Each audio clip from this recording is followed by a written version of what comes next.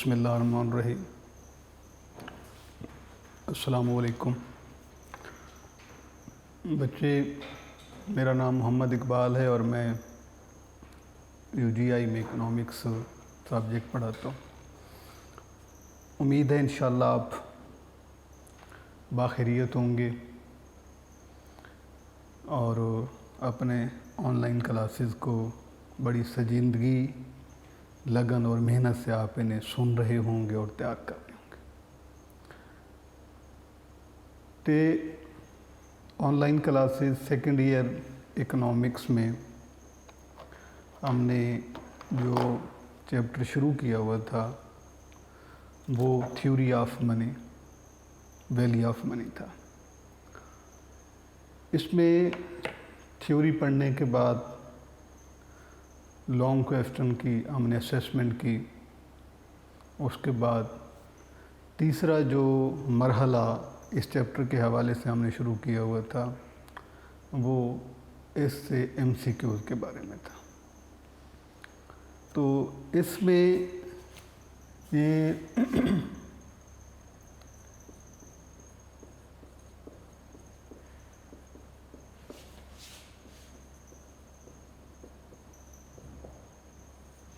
Economics part 2 chapter जो हम पढ़ रहे हैं वो मनी और वैल्यू ऑफ मनी, ये ज़र और ये है ज़र की कदर। और इसमें हमने एमसीक्यूज़ का सेक्शन स्टार्ट किया हुआ था।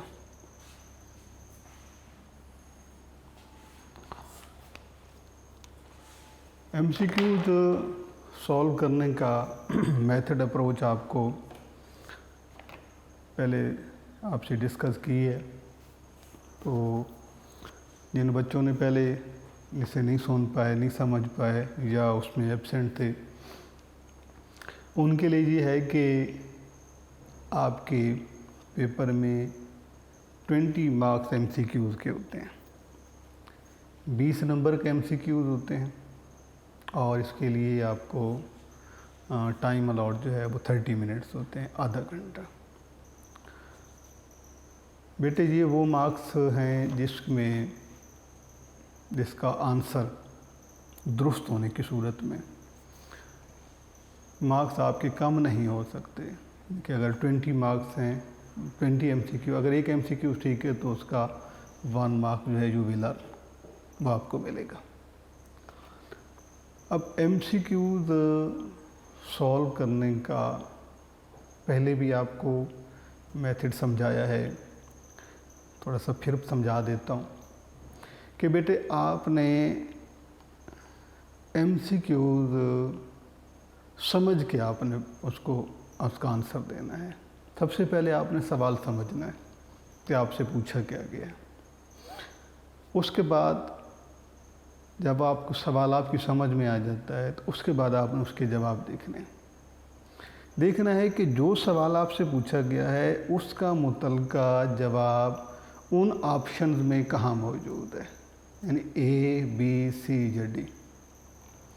बेटे कतन आपने ये नहीं करना कि आपने उसका एमसीक्यूज़ का नंबर पढ़ा है कि जी 8वां एमसीक्यूज़ है, 5वां है, 6ठा है, चौथा है। आप उसके की में गए हैं, की में आपने देखा है कि आपके मुतल्लिका नंबर का इधर आंसर ऑप्शन कौन सा बनता है, तो वो आप टिक कर देते हैं।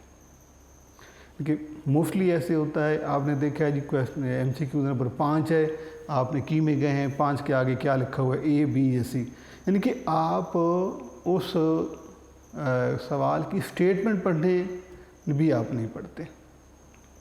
तो आप कैसे हो सकता है कि आप का एमसीक्यू जो है वो आपको ये यकीन हो कि आपका दुरुस्त है। बेटे आप जब इस मेहनत से, इस कोशिश से जब आप पढ़ते हैं कि सबसे पहले आपने सवाल समझना है कि आपसे पूछा गया है, फिर उसके आंसर आपने समझने हैं, और अगर आपने उसका थ्योरी चैप्टर पढ़ा हुआ है तो ये आपके लिए बहुत आसान हो जाएगा कि आप उसे जो है वो उसका आंसर आप दुरुस्त जो है वो उसमें तलाश कर लें।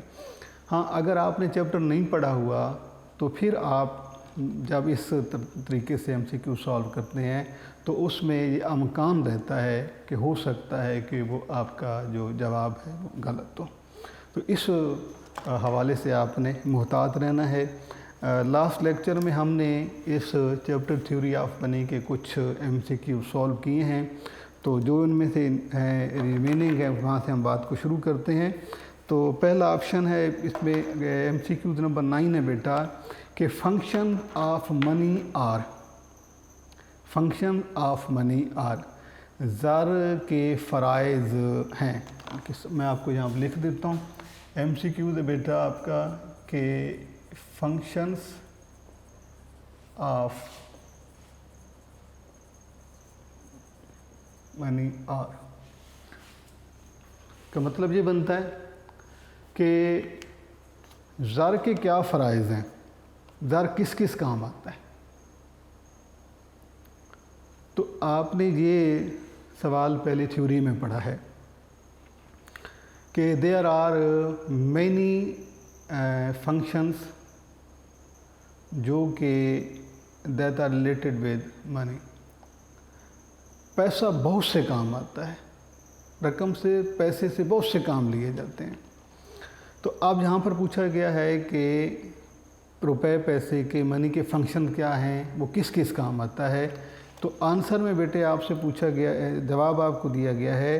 पहला ऑप्शन ए है 3, बी ऑप्शन है 4, सी ऑप्शन है 5 और डी ऑप्शन है मैनी। कि आपसे फंक्शन ऑफ मनी की तादाद के बारे में पूछा गया है कि वो कितनी है। तो MCQ आपका यूँ भी हो सकता था कि how many number of function of money are, तो वो भी आपसे पूछा जा सकता था।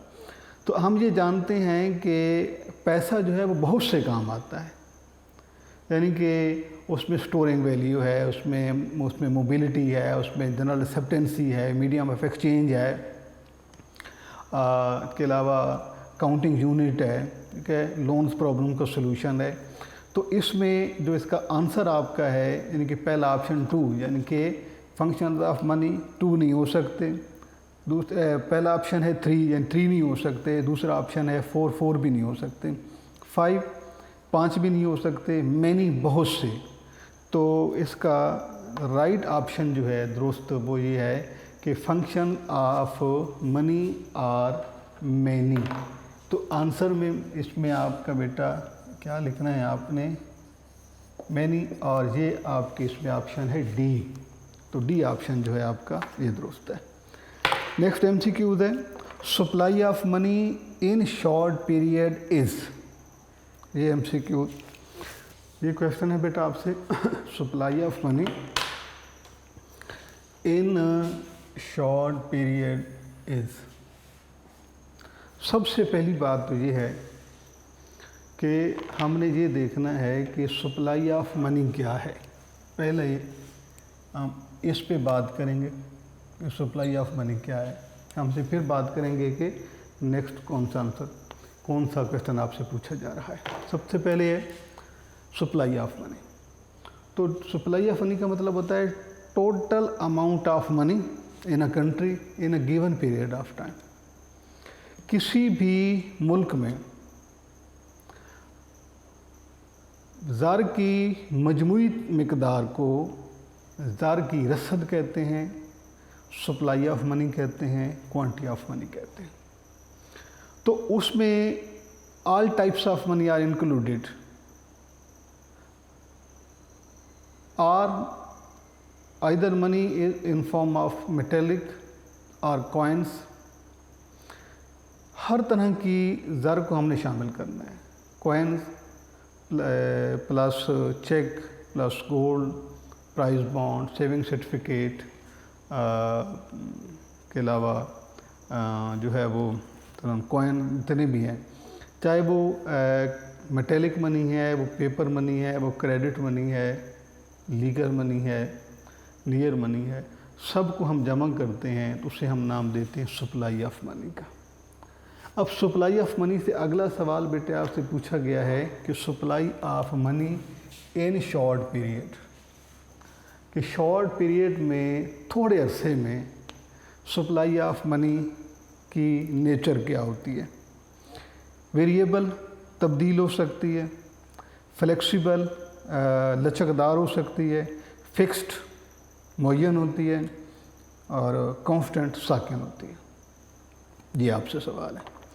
तो पहले आपको ये बताना है कि सप्लाई ऑफ मनी जो है इसका जो है लॉन्ग पीरियड और शॉर्ट पीरियड से क्या ताल्लुक़ बनता है। देखिए आप, ये है supply of money, total amount of money. हमने बेटा इसका आंसर क्या लिखते हैं, टोटल अमाउंट ऑफ मनी, ज़र की मजमूई मिकदार। अब ये ज़र की रुपए पैसे की ये मजमूई मिकदार है जो किसी मुल्क में मौजूद है। अब इसमें इसको अगर इसमें चेंज कब कैसे मुमकिन है बेटा, अगर हम इस सप्लाई ऑफ मनी को देखें ना शॉर्ट पीरियड में, तो ये फिक्स होती है, यानी कि ये तब्दील नहीं हो सकती। रुपए पैसे की मिकदार किसी भी मुल्क में शॉर्ट पीरियड में क्या होती है, फिक्स्ड होती है, कि ना आप थोड़े अरसे में किसी मुल्क में मौजूद चेक, कॉइन, करेंसी नोट, ना आप उसे बढ़ा सकते हैं फ़ौरन, ना ही फ़ौरन से कम कर सकते हैं। तो थोड़े अरसे में शॉर्ट पीरियड में आंसर क्या है कि सप्लाई ऑफ मनी जो है ये फिक्स होती है। अगर हम सप्लाई ऑफ मनी को लॉन्ग पीरियड के हवाले से देखें, ठीक है, लॉन्ग पीरियड में, तो लॉन्ग पीरियड में ये मुमकिन है कि सप्लाई ऑफ मनी को कम भी किया जा सकता है, ज़्यादा भी किया जा सकता है। यानी आंसर क्या होगा कि ये लॉन्ग पीरियड में ये वेरिएबल होती है, चेंज हो सकती है। अब शॉर्ट में क्यों नहीं चेंज हो सकती और लॉन्ग में क्यों चेंज हो सकती है। देखो, करेंसी को कम करना हो या ज़्यादा करना हो, कोई करेंसी सर्कुलेशन में डालनी हो या सर्कुलेशन में मौजूद करेंसी जो है उसको कम करना हो, तो उसके लिए जो है इट टेक्स टाइम, बहुत सा वक्त लगता है। पहले से प्लान किया जाता है कौन सी करेंसी हमने सर्कुलेशन में लेके जानी है, कौन सी सर्कुलेशन से निकालनी है। पहले उसकी बाकायदा एक प्रोग्राम बनाया जाता है, एक प्रोजेक्टिंग होती है। उसके बाद ऐलान किया जाता है कि फ़लाँ अरसे से या फ़लाँ वक़्त से ये करेंसी नोट इस्तेमाल में रहेंगे, या नए आने वाले हैं, या पहले से जो करेंसी चल रही है उसको हम इस अरसे से बंद कर देंगे। यानी कि बंद करने का मतलब है सप्लाई ऑफ मनी को कम करना। सप्लाई ऑफ मनी कम भी फ़ौरन नहीं हो सकती और सप्लाई ऑफ मनी बढ़ भी फ़ौरी नहीं हो सकती। इसका मतलब है जो शॉर्ट पीरियड में है ये फ़िक्स होती है, इसमें चेंज पॉसिबल नहीं है, ना फ़ौरन इसको बढ़ाया जा सकता है और ना ही फौरी तौर पे इसे कम किया जा सकता है। तो क्या आपका आंसर आ जाएगा supply of money in short period is fix. Urdu में आपका ये MCQ ऐसे हो सकता है बेटे, क्योंकि हमारे में से स्टूडेंट जो हैं वो उर्दू में भी पढ़ते हैं, तो यहाँ पे अरसा कलील में ज़र की रसद होती है।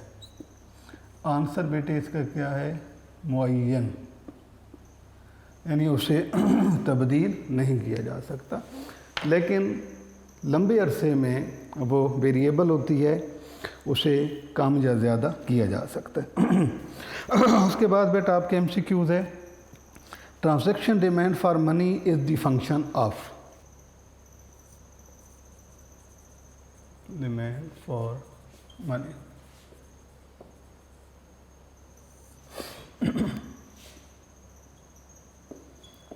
ज़र की तलब, ज़र की तलब। ज़र की रसद या सप्लाई ऑफ मनी, वो हमने लास्ट MCQs में पढ़ा है कि total amount of money in a country in a given period of time is called supply of money. Demand for money का मतलब होता है the quantity that is preferred by the people to take in form of cash. इससे लोग जो हैं वो अपने पास वो ज़र की वो मिकदार जिसे लोग अपने पास नकद की सूरत में रखना चाहते हैं। अब नकद की सूरत में रखना चाहते हैं, इसे आप नाम दे रहे हैं डिमांड फॉर मनी का। अब ये जो डिमांड फॉर मनी के फॉर्म दो हो सकती हैं, क्या जी? एक फॉर्म है बेटा transaction demand for money, demand for money,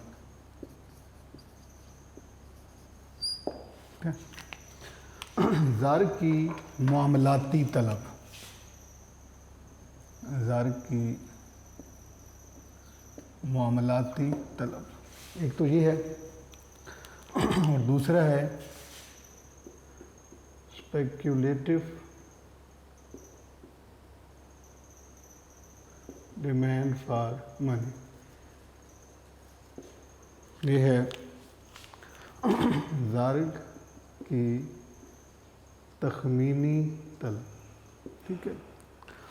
अब ये जो ज़र की मामलाती तलब है, इसमें मोटिव जो आ जाते हैं वो डोमेस्टिक मोटिव, यानी घरेलू ज़रूरियात के लिए रुपया अपने पास कैश फॉर्म में रखना।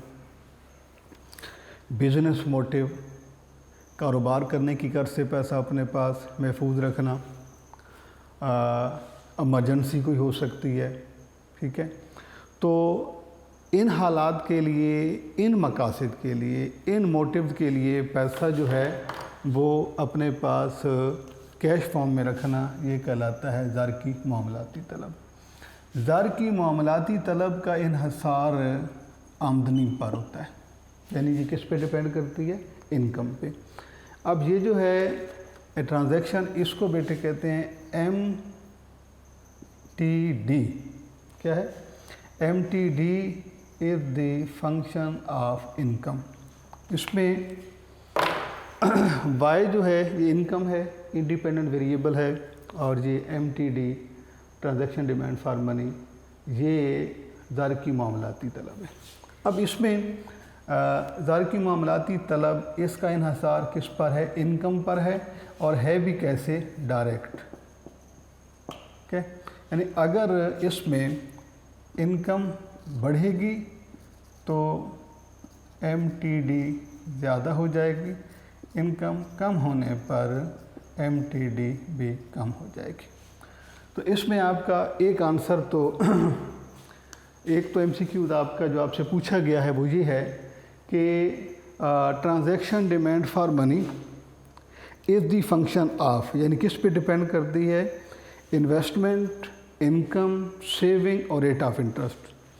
तो आंसर आपका क्या है जी? MTD is the function of income. तो आंसर आपका क्या आएगा? इनकम आएगा। उर्दू में ये है कि ज़र की मामलाती तलब तफ़ाइल है। किस चीज़ का तफ़ाइल है? आमदनी का तफ़ाइल है। एक तो MCQ आपका ये हो जाएगा।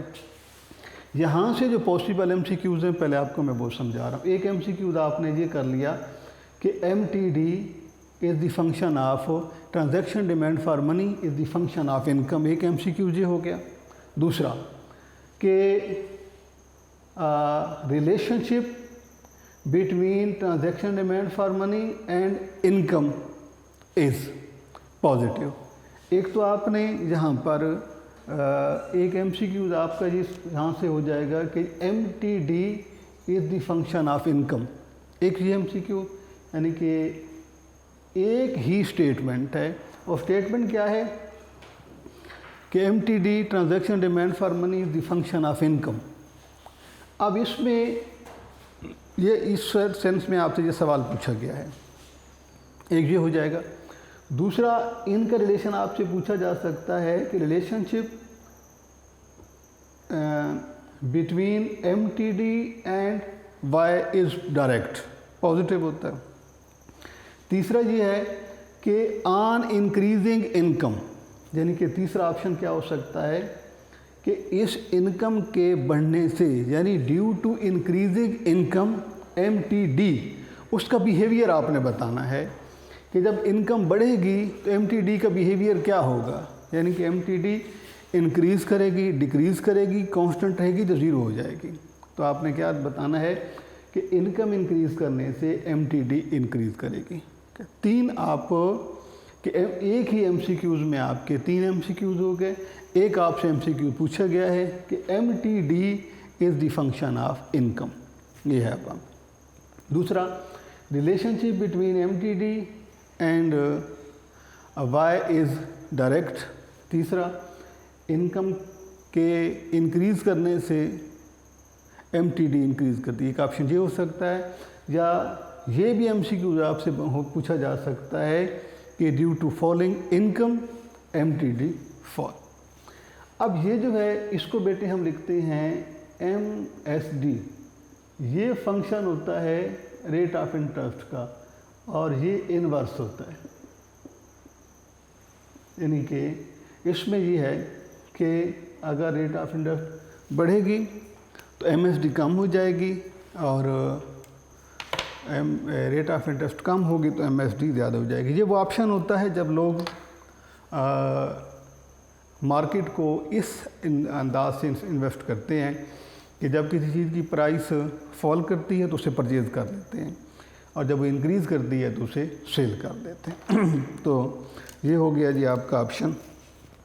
तो ट्रांजैक्शन डिमांड फॉर मनी, ये जो है जहाँ पर transaction demand for money is the function of income, ये हो जाएगा। उसके बाद है स्पेकुलेटिव डिमांड फॉर मनी, जहाँ पे ऑप्शन क्या है, speculative demand for money depends upon. तो ये किस पे डिपेंड कर रही है बेटे, ये है रेट ऑफ इंटरेस्ट पे, यानी शरह सूद पे ये करती है, रेट ऑफ इंटरेस्ट।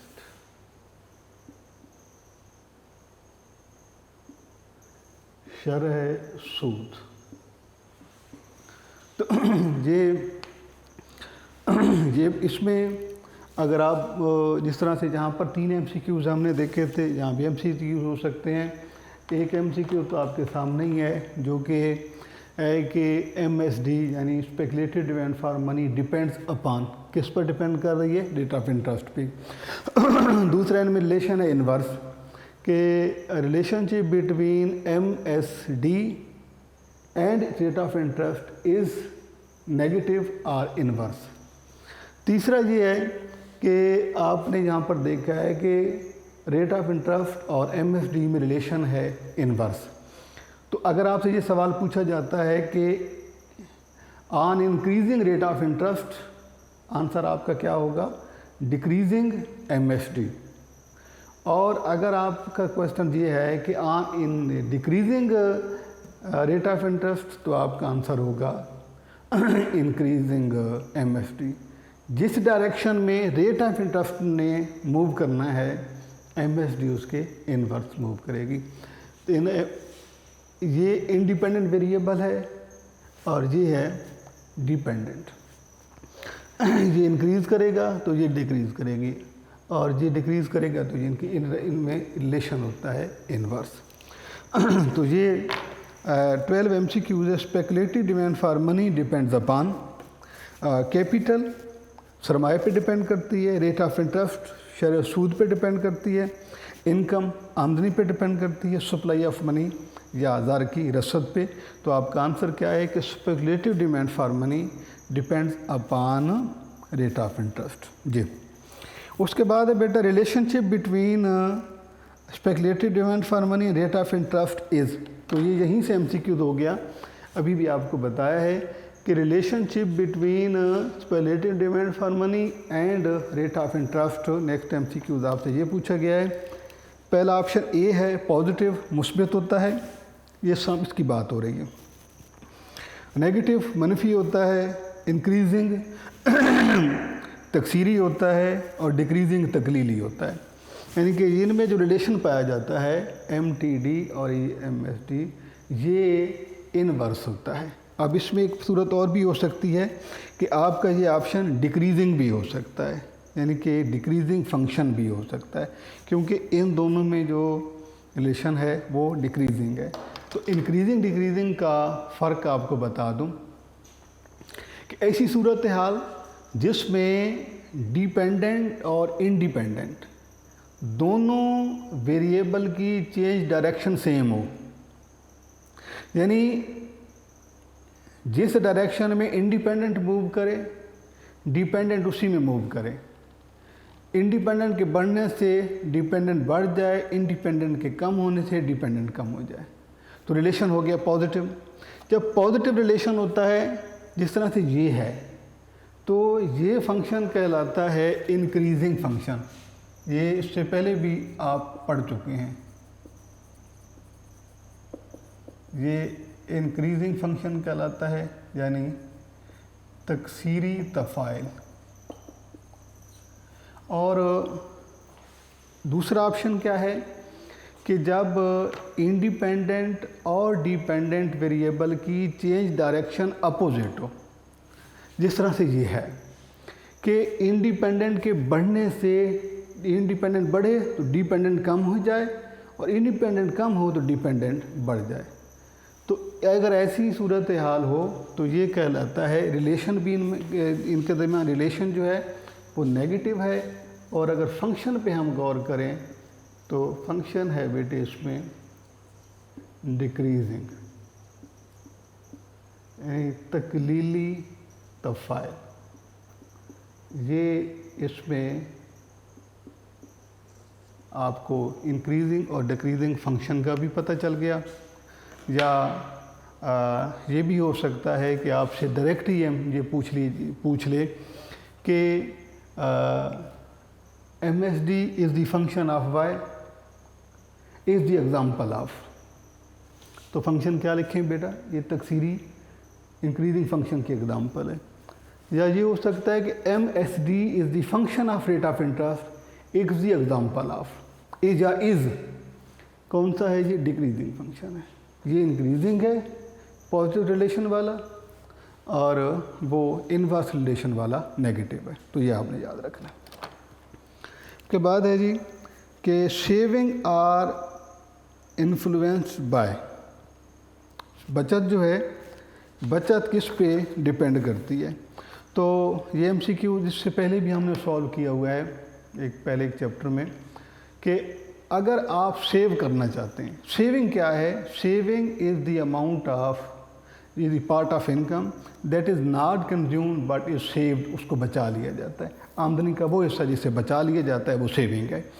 अब सेविंग कैसे पॉसिबल है, सेविंग कब हो सकती है। सेविंग बेटे उस सूरत में हो सकती है कि जब दो एलिमेंट इकट्ठे करेंगे, यानी कि there are two conditions of saving. We want to save the money and we are able to save the money, यानी कि हम विल टू सेव भी हो, इरादा भी रखते हों सेव करने का, एंड पावर टू सेव, और उसे ताकत भी रखते हों, तो फिर सेविंग हो सकती है। तो क्या है जी, influence, saving are influenced by. पहला ऑप्शन है ए पावर टू सेव, दूसरा ऑप्शन विल टू सेव, तीसरा option power to save and will to save, और चौथा ऑप्शन है प्रॉफिट मोटिव, यानी मुनाफे की गर्ज से। तो आंसर बेटे आपका होगा कि saving are influenced by will to purchase and power to purchase. ये ऑप्शन सी है जी। नेक्स्ट MCQs है मनी मार्केट रेफर्स दी। तो यहाँ पर दो मार्केट हैं जी, दो आपको ये बेटे आप ज़रा क्रेडिट मार्केट के हवाले से देखेंगे तो आपको दो मार्केट नज़र आएंगे। एक है मनी मार्केट, जिसको हम जो है वो ज़री के जो है वो मंडी के ज़र की मंडी कहते हैं।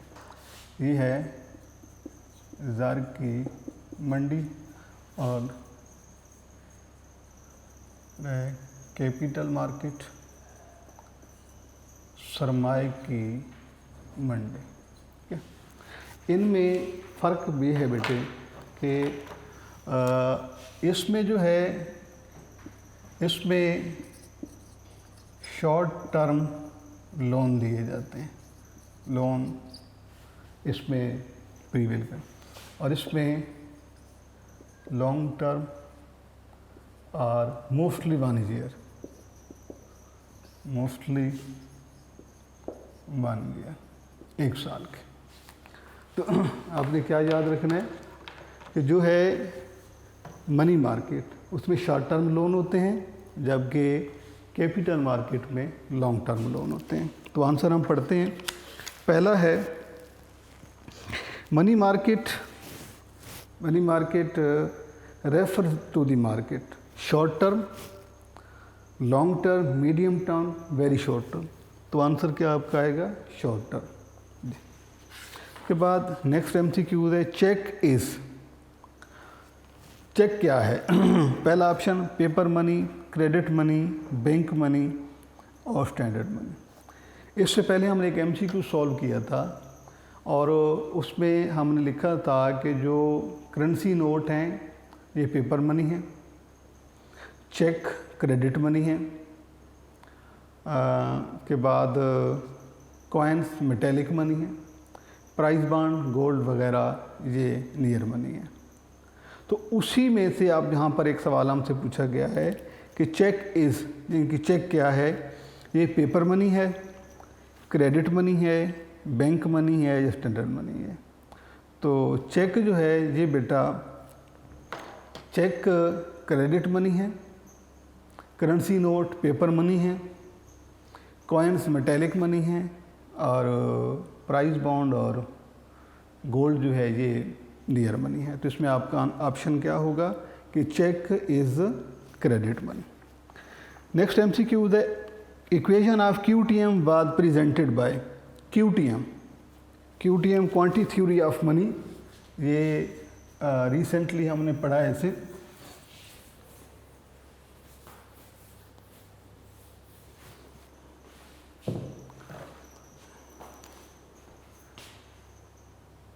QTM quantity theory of money.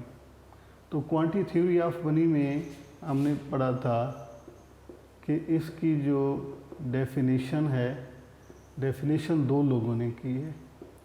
एक है इरविंग फिशर और दूसरा टास्क, यानी कि QTM is defined by Irving Fisher and Taussig. और तो क्या है कि इक्वेशन ऑफ QTM, तो इक्वेशन ऑफ QTM जो है ये तैयार की है इरविंग फिशर ने, और इरविंग फिशर ने 2 इक्वेशन बताई थी, एक P is equal to mv/t और दूसरा है P is equal to mv plus m-v/t। अब आपके इस स्टेटमेंट में आपके MCQs हो सकते हैं। फ़र्क किया कि आपसे जो है एक MCQ आपका QTM वाज डिफाइंड बाय, ये ऑप्शन भी ठीक है, ये भी ठीक है। इसमें equation of QTM was presented by Irving Fisher. तो ये आपके MCQ। आपने क्या याद रखना है कि जो QTM है क्वांटिटी थ्योरी ऑफ मनी, इसको डिफ़ाइन किया है इसमें टास्क ने भी किया है, फिशर ने भी किया है, जबकि इक्वेशन इसकी फिशर ने बनाई है। तो equation of QTM was presented by Pigou, Marshall, Keynes, Fisher. तो ऑप्शन आपका क्या आएगा बेटा कि ये फिशर, इरविंग फिशर या सिर्फ फिशर भी लिखा हुआ आ सकता है। उसके बाद है general price level continuously increases इन, कि वो कौन सा सूरत है जिसमें प्राइस लेवल बढ़ता है? इन्फ्लेशन, डिफ्लेशन, इन्फ्लेशन, ट्रेड या प्रोडक्शन फंक्शन। तो आपने ये पढ़ा है कि जनरल प्राइस लेवल इंक्रीजेज इन इन्फ्लेशन, क्योंकि इन्फ्लेशन की डेफिनेशन भी चाहिए, तो ऑप्शन आपका आएगा इन्फ्लेशन।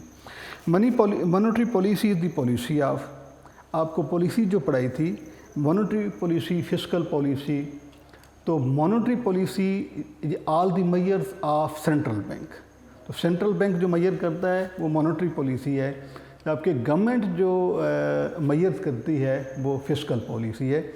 तो monetary policy is related with central bank while fiscal policy related with government. Next MCQ है बेटा, अंडर डिफ्लेशन, तफरीत ज़ार में price decrease increase remain constant zero, तो आपने ये इन्फ्लेशन प्राइसेस हाई होती हैं, जबकि deflation is the opposite condition of inflation, तो इन्फ्लेशन में ये कम हो जाती हैं। तो फ़र्क क्या है जी कि अगर आपसे पूछेंगे कि अंडर इन्फ्लेशन प्राइसेस, तो आपका ऑप्शन इंक्रीजेज आएगा, और अंडर डिफ्लेशन प्राइसेस फॉल्स, तो ऑप्शन है आपके पास आपका डिक्रीजेज इंक्रीजेज रिमेन कांस्टेंट और ज़ीरो, तो ये डिक्रीजेज है। उसके बाद है जी एक which type of money is maximum use currently, ये 2016 में भी MCQ आया है कि कौन सा ज़र है जो सबसे ज़्यादा इस्तेमाल होता है, मेटेलिक मनी, धाती ज़र, पेपर मनी, कागजी ज़र, क्रेडिट मनी, एतबारी ज़र, प्लास्टिक मनी, जो कार्ड वगैरह हैं यानी कि ये प्लास्टिक से बने हुए, तो इसमें सबसे ज़्यादा जो है ना वो पेपर मनी, ये से बी ऑप्शन है आपका। ओके, तो उसके बाद है who presented the comprehensive definition of money, 2016 में जो आया है कि सबसे अच्छे ज़र की तारीफ, सबसे अच्छी तारीफ किसने की है, हब्सन, हैंसन, माल्थस, क्राउथर। तो the best and comprehensive definition of money was presented bye Crowther, तो ये आपका ऑप्शन आंसर है। तो बेटे अब हमने इस चैप्टर के MCQs कर ली हैं। इंशाअल्लाह इसमें अगर आपको कोई परेशानी होती है उसके लिए आप हमें कमेंट बॉक्स में आपसे रब्ता कर सकते हैं। अल्लाह हाफ़िज़।